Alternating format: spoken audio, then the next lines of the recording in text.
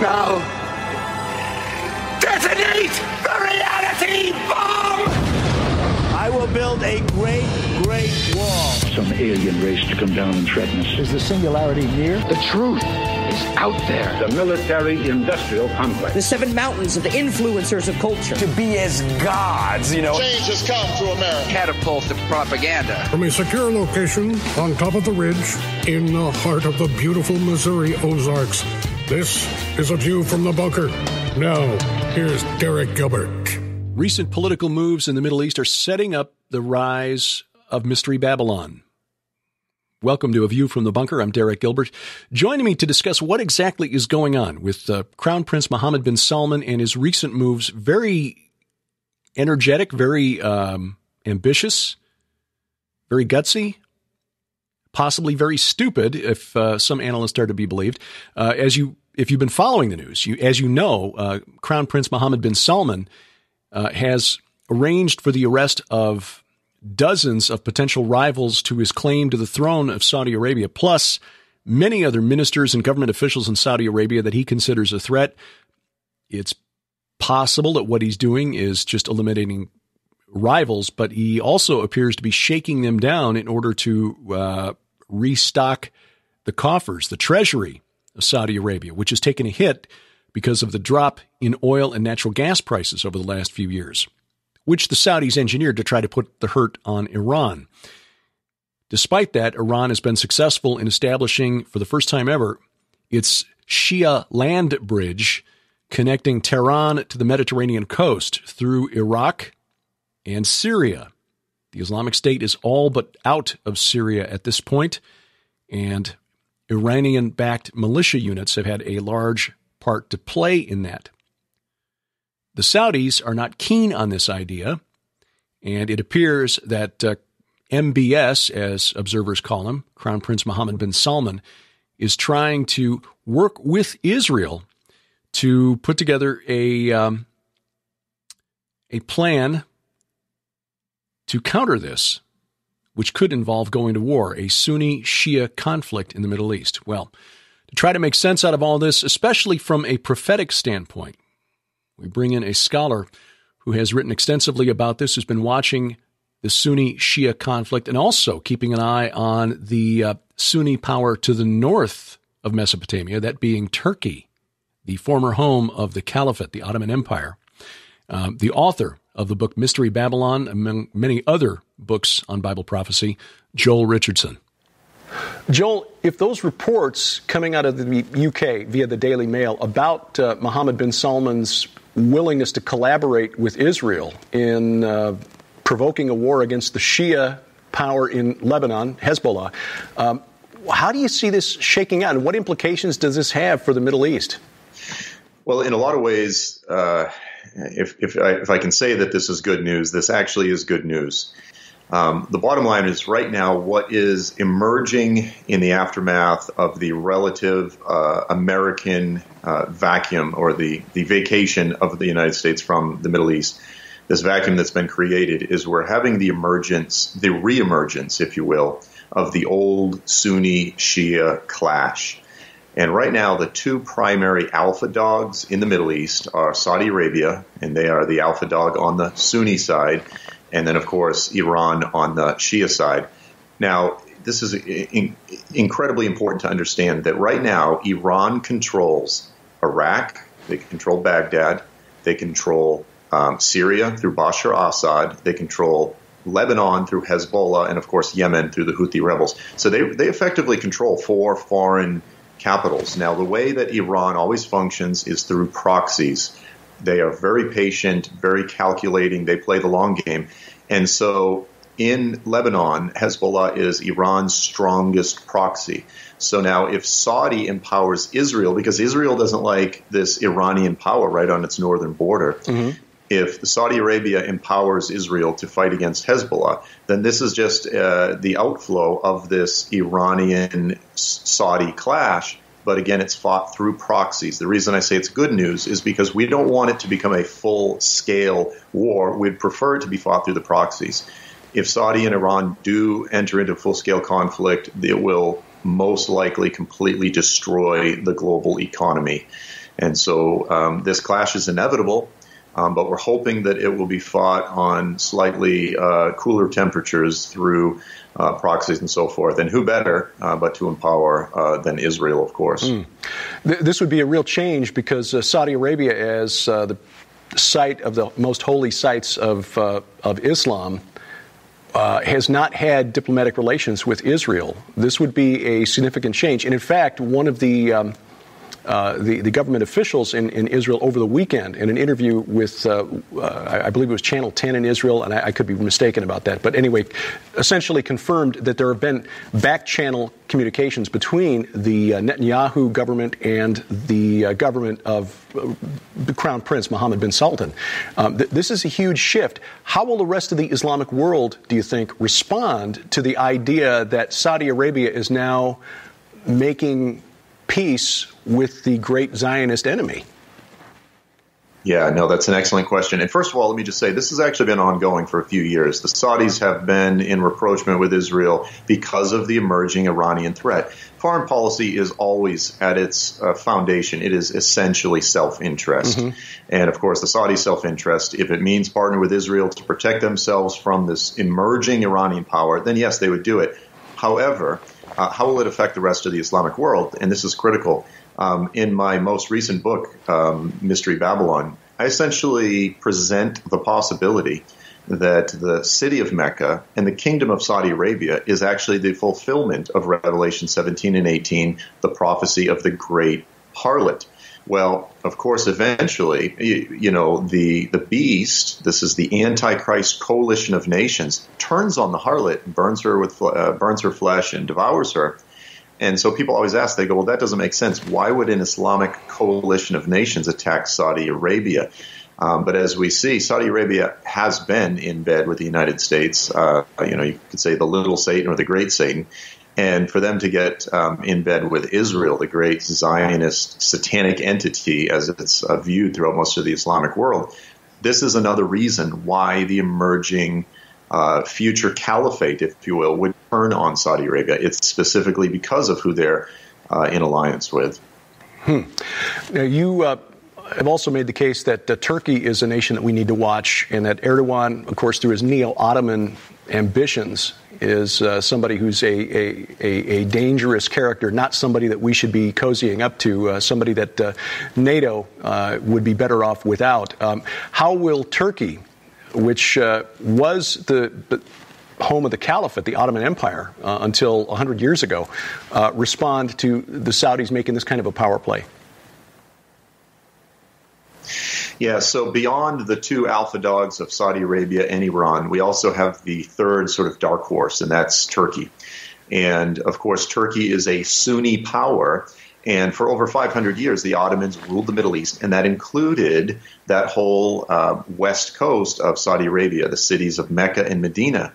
And so we need to understand that when the Saudis emerged, these Bedouin tribes, and they took over the Arabian Peninsula, eventually in the aftermath of the collapse or the dissolution of the Ottoman Empire, the Saudis just declared themselves to be kings. And they said, oh, we're a kingdom. They had not been kings previously. This was just a made-up kingdom. And so Turkey has a very long memory. The Turks, they want to bring back the Ottoman Empire, and they believe that Saudi Arabia is their land. And so I argue in some of my books, Mideast Beast, for instance, that Turkey will be the leader of this coming Antichrist coalition of nations, that Turkey will once again revive the caliphate. It will be at its head. And so this beast coalition of nations, it's very natural, if we look at the geopolitical landscape in the earth right now, it's very natural that a Turkish-led coalition would turn on Saudi Arabia, not just because of history, but also because of who they're in alliance with, and also because of the hypocrisy of the Saudi princes, the fact that they are declaring themselves to be the purest form of Islam, and yet they live as hypocrites, as pigs. They have their alcohol, their harems, their condos in Morocco, and cocaine parties, and all the kind of things. And the whole Islamic world knows it. And so it's very natural that an emerging Islamic coalition would turn on the Saudis. There's a guy I want to ask you about because his name has come up in conversation a couple of times around here recently, and that is the Muslim cleric who's living in exile here in the United States in the Poconos. That's Fethullah Gulen, who runs the largest chain of charter schools here in the United States, something like 130 schools. They've been investigated by the FBI for sending money back to Turkey. And, of course, President Erdogan of Turkey blames Gulen for the failed coup attempt, which we talked about at the Prophecy conference in Colorado in 2016. What is going on there? What's the internal situation with Erdogan? How did he come out of that failed coup attempt? And, how much control does he really wield over Turkey's future? Yeah, well, Erdogan has emerged little by little, step by step, as the undisputed dictator of Turkey. Now, stepping back in history, we need to understand that when Mustafa Kemal Ataturk, he was the secular reformer that founded the Turkish Republic and abolished the caliphate. When he was implementing his very brilliant system of checks and balances, there was another cleric named Bediüzzaman Said al-Nursi.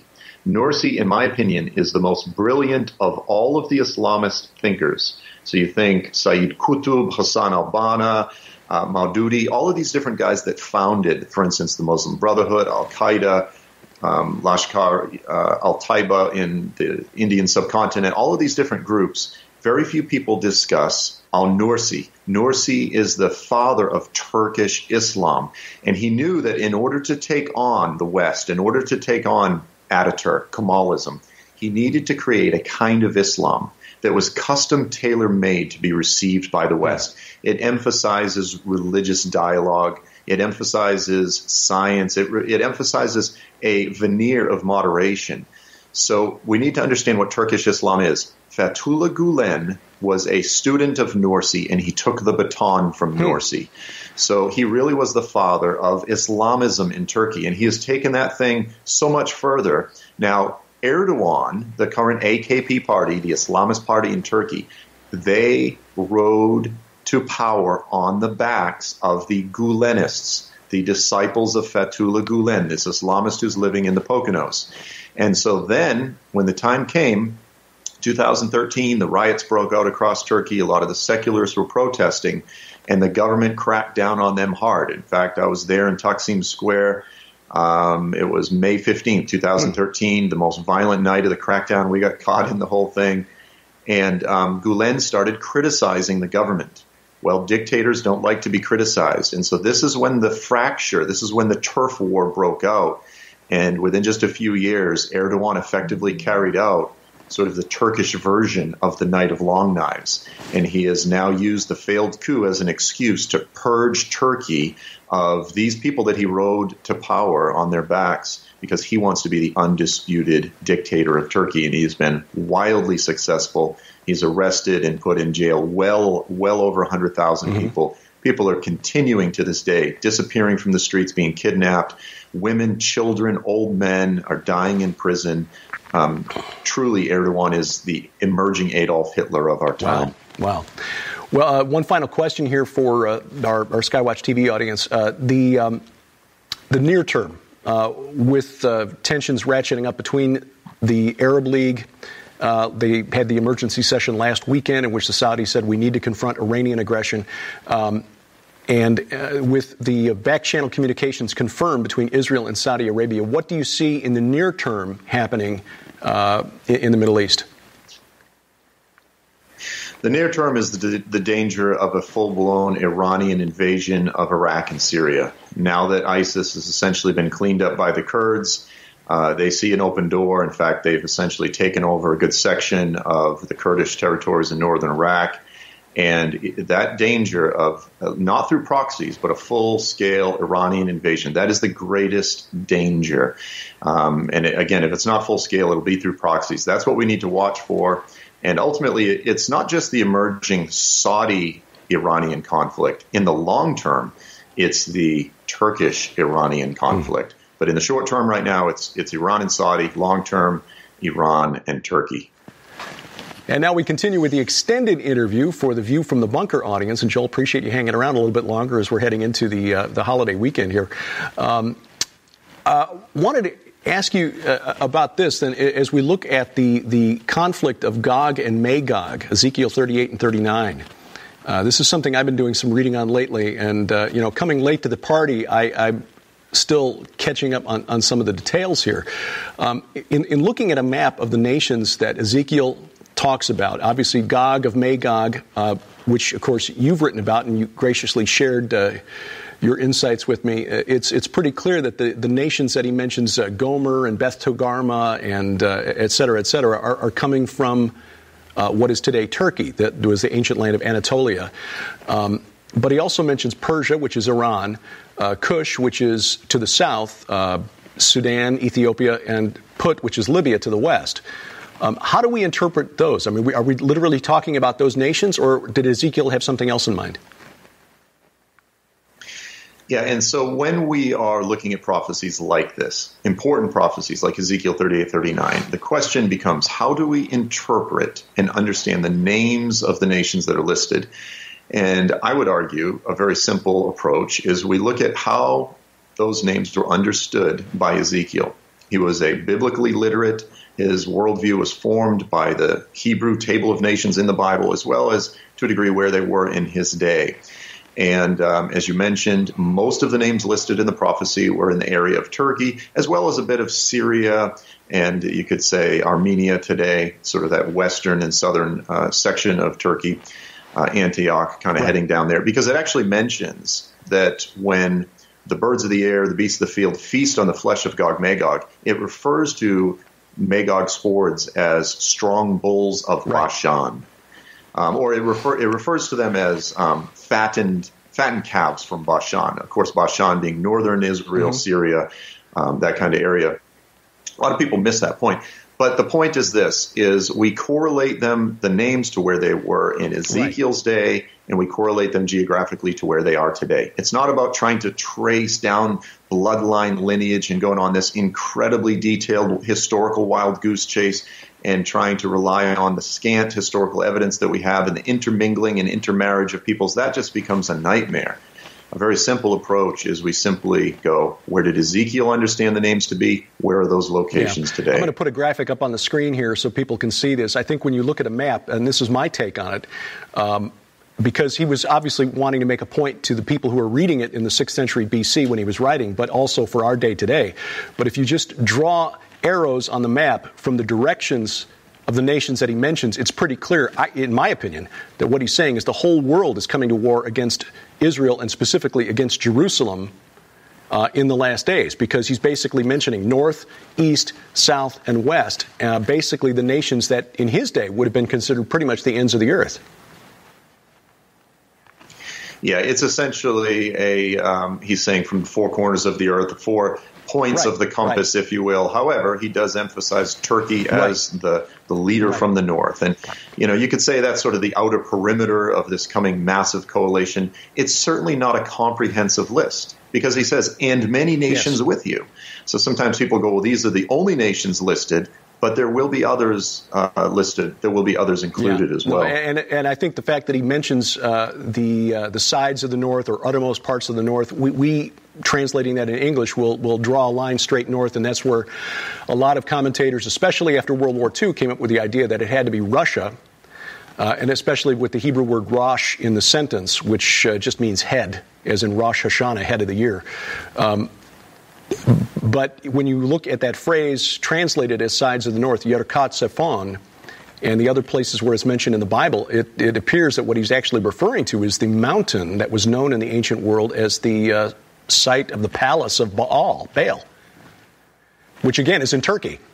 Yeah, and you shared that information with me. That was new information to me, and that's absolutely fascinating to get a little bit of the historical background to some of what would have been understood and recognized by Ezekiel and his contemporaries, but it also gives insight into some of these spiritual dynamics that are taking place behind the scenes with this coming invasion. Because it is a supernatural conflict ultimately. I mean, as you point out in your book, the Second Temple, Jews of the Second Temple period understood that Gog was considered the last enemy, the end times enemy, the great end times enemy of Israel.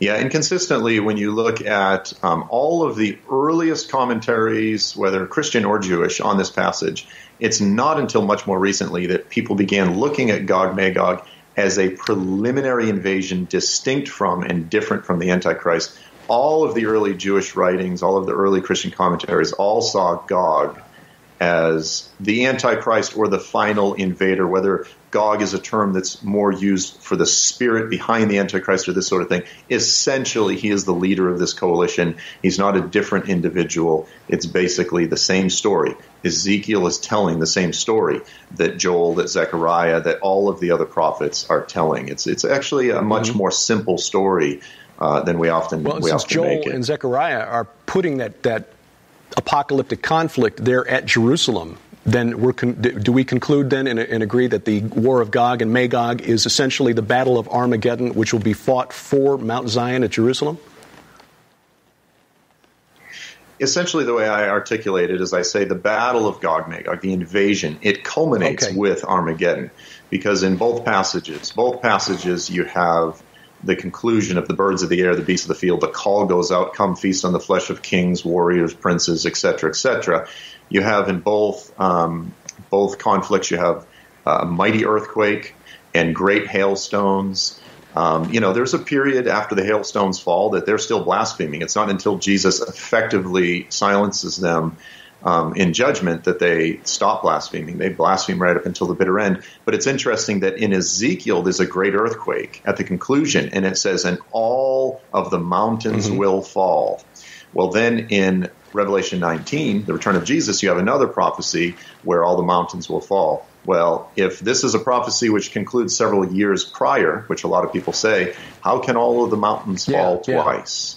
And I would argue that this is clearly the same great earthquake. The reason I just reacted the way I did is my first book was essentially about the importance of cosmic or holy mountains in this supernatural struggle, and the fact that Mount Hermon and Mount Zaphon, Yerkat Zaphon, play an important role throughout biblical history. But even beyond that, some of the gods of the ancient world, for example, the chief god of the Mesopotamian Sumerian pantheon, Enlil, was specifically called Great Mountain. So I think there's a dual meaning here, that all of these other... Of course, where did Muhammad get his revelation? Jebel al-Nur, the Mount of Enlightenment outside Mecca. All of these other mountains will fall, and the only one remaining will be God's Har Moed, his Mount of Assembly, Mount Zion. Amen, amen. Yeah, and just a few passages later there in Revelation 21, then I was taken to a great and high mountain, and there I saw the New Jerusalem coming down out of heaven. So in the end, his mountain will be chief and exalted among all the mountains of the earth. The thing that's just really incredible to me as I go back, and I've been studying a lot of this pagan cosmology from the ancient world, the nations around Israel specifically, because that helped form the worldview, the milieu in which the apostles and prophets lived, is that you see that God, of course, knowing the end from the beginning, saw all of these false gods, these small g gods, and the rituals that their followers performed for hundreds and thousands of years. And then when you read the Bible, suddenly some of these things begin to make sense, even down to things like, why did he have them march in a circle around Jericho? Why, this on this particular, the transfiguration on Mount Hermon? Things like that suddenly make sense. It was God essentially saying, okay, you've been doing this for thousands, now watch this. It's amazing.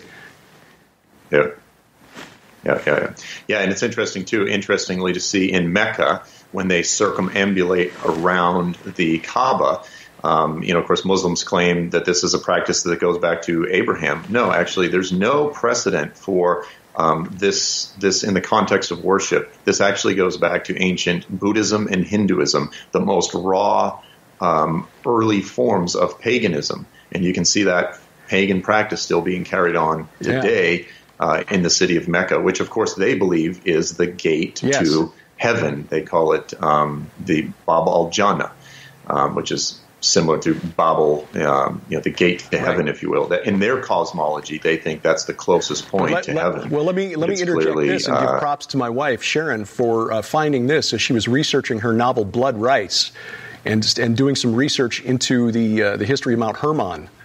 She found that the explorer, Sir Charles Warren, the British explorer in 1869, when he climbed the summit of Mount Hermon, not only found an ancient temple there, which dated to the Roman period, he found a stela that was inscribed in Greek, probably 3rd or 4th century BC, saying, "By the order of the most high and holy God, those who swore an oath proceed from here," a reference to the watchers on Mount Hermon. But he also found a much older stone wall that led to the summit of Mount Hermon and forced people approaching the summit to circumambulate the mountain, the summit, in a counterclockwise fashion. So in 1869, in his report for the Palestine Exploration Fund, Sir Charles Warren speculated that perhaps the Muslims, who, according to a story he'd been told by one of the imams that he had encountered either in Damascus or Jerusalem, now I forget, but speculated that because the Muslims had a legend that there were 5 stones from holy mountains in the Kaaba, the Mount of Olives, Mount Ararat, Mount Carmel, Jabal al-Nur, and Mount Hermon, that perhaps the practice of circumambulating the Kaaba originated on Mount Hermon. Now, we don't know that for a fact. Wow, sort of the original pagan mountain. So a possibility. Well, I'm looking forward to your new book, Derek. Some amazing research you've been digging into. It's surprising how much the secular scholars know that they don't care to share with us, maybe because they don't like what we do with it. But Joel, appreciate your time today and appreciate your insight and your works. You have persuaded me that Mystery Babylon will, in fact, be Islam and Mecca. I think it fits the evidence that I'm turning up. So appreciate it. Appreciate your friendship. Wish you and your family a happy Thanksgiving, and we'll talk again. Okay, to you as well, Derek. Lord bless you. Thanks for having me on. Joel Richardson's website is joelstrumpet.com, joelstrumpet.com, and do recommend the book Mystery Babylon. He makes a good case. I am in agreement that Islam and Mecca make very good candidates for being the Babylon the Great of the Book of Revelation. I do have different ideas about the identity of the Antichrist, but that's for another program. Hope you have enjoyed your holiday weekend. By the time you see this, Sharon, or hear this, that is, Sharon and I will have recorded a new episode of PID Radio for the first time in about a year. Just a lot going on in the supernatural realm, spirit realm, we think. Things going on behind the scenes of the news headlines that you've been seeing and hearing. So we wanted to address those, and seemed like the best place to do it. So that will have been posted, and you'll find that at PIDradio.com. So PID Radio, even though most of what we're doing these days is on Sci Friday at Skywatch TV, not quite dead yet. And of course, our weekly Bible study, Gilbert House, the Gilbert House Fellowship, online at gilberthouse.org. We've been going through line by line, reading the Bible in chronological order, which is based on the best estimate of scholars as to when those books were actually composed, or rather the period of history that they cover. So when you go through the Old Testament, you'll find that we start with Genesis 1, we get to about Genesis 11, and then we break from Genesis, go over to the book of Job, because Job probably lived earlier in history than Abraham. So before we start back with the patriarchs, we deal with the book of Job and go from there. So that's how we're going through, and it makes the Bible really interesting in a different kind of way when you read it that way, because you start juxtaposing, for example, the history of David with the Psalms that he's credited with writing. So you get more insight and understanding in those Psalms as to what was in his heart, what was on his mind, when you put those together with what was going on in his life at that period. So you'll find all of those studies posted online, free to download at gilberthouse.org. That's gilberthouse.org. We've got a bunch of travel lined up for the year 2018. We will be, first of all, let me tell you that the DVD sets from the Blessed Hope Prophecy Forum in Norman, Oklahoma back in October, those will be shipping in January. You can get those, all of the speakers, 33 speakers, well, I think 32. There's one late cancellation. But every presentation by every speaker will be on the DVD set. Unlike the live stream where they just got the 2 main rooms, this will cover all of them. So you'll get, 6 presentations between Sharon and me. Josh Peck was there as well, but also Tom Horn, Gary Stearman, L.A. Marzulli, Dr. Randall Price, Bill Koenig, Rabbi Jonathan Kahn, Tim Alberino, Carl Tykrib, Ken Johnson, J.D. Farag, Dr. Michael Lake. More, I won't read all of them here. I probably read about half of them so far. Anyway, you'll find information on how to get that DVD set from our friends at Prophecy Watchers. That's online at prophecywatchers.com. Now, the next conference we'll be speaking at will be in Dallas. We will return to the Hear the Watchman conference coming up in Dallas, March 22nd through the 25th of 2018. That's at the Hilton DFW Lakes Hotel and Executive Conference Center, as it was last year. Great venue, great lineup this year. Rabbi Zev Porat, again, coming back from Tel Aviv. Bill Salas joins us this time. Pastor Carl Gallups, L.A. Marzulli, Pastor Paul Begley, Dr. Michael Lake again, Josh Peck, Pastor Casper McLeod, Sharon and myself. You'll find more information and registration information online at hearthewatchmen.com. That's hearthewatchmen.com. Of course, next year we've got the Year 70 Tour of Israel coming up in May. Dr. Michael Heiser and his lovely wife, Drina, joining Sharon and me as we lead a group through the Holy Land. We'll see Mount Hermon. We'll see Tel Dan, the Grotto of Pan, Qumran Caves, Jerusalem, of course, and the way the schedule sets up right now, we will be in Jerusalem on the 70th anniversary of Israel's independence. And we will be filing reports via video and audio from Israel during this tour. Got more travel to tell you about coming up very soon. The Israel tour, I think, is already filled. I think that's already filled. So if you're just finding out about it, I'm sorry, but that filled up very quickly once we announced that Mike Heiser was joining us on this tour. But we've got another tour coming up that we'll tell you about very soon. So hang on to that. And, last thing to tell you about, the new book that I was honored to co-author with Josh Peck, The Day the Earth Stands Still. It's about the UFO disclosure, ET disclosure movement and its origins in the occult. That is available for pre-order now. It will be officially released December 1st. It's available as part of a great package for Christmas. It includes not only the book, The Day the Earth Stands Still, Josh Peck's new edition, Unraveling the Multiverse, which includes his first two books, Quantum Creation and Cherubim Chariots, in one volume. Unraveling the Multiverse, both of Mike Heiser's novels about the UFO phenomenon and what's really behind it, The Facade and the Portent. New editions from Defender Publishing, plus exclusive video interviews that had never been released before, featuring Gary Stearman, Chuck Missler, Joe Jordan, Paul McGuire, Mike Heiser, Guy Malone, Russ Dizdar Standale, Chris Putnam, Daryl Sims, the alien hunter. That was the most remarkable 45 minutes I've spent in an interview pretty much ever. L.A. Marzulli and Joyce Aarons, whose story you may have seen years ago on an episode of a program called Sightings, about her, the terror of being an abductee. What is really behind the movement? What's really going on here? It's a 5 DVD set that's going along with this package. You can find out more information at skywatchtv.com or at skywatchtvstore.com. Again, the new book by me and Josh Peck, The Day the Earth Stands Still. Please, if you have a few moments, give us a like at Facebook or give us a review at iTunes or Stitcher or wherever else you find us, which is, of course, wherever fine podcasts are sold.